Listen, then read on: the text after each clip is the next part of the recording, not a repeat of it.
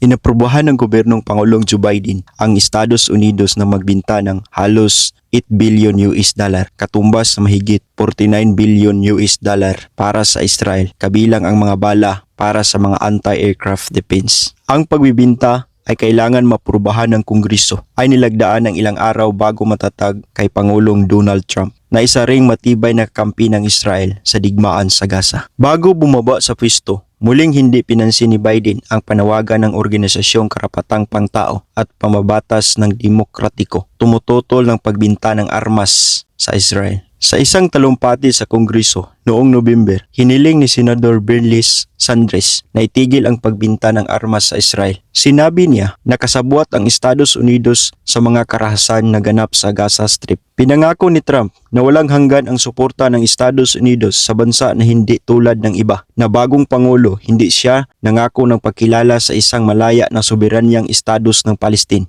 Sa kabilang pagpahayag ng kagustuhan na magka-ceasefire sa Gaza, kahit na may matinding diplomatikong pagsisikap na walang tigil putukan ang pagkasunduan mula noong ceasefire sa loob ng isang linggo noong katapusan ng November 2023.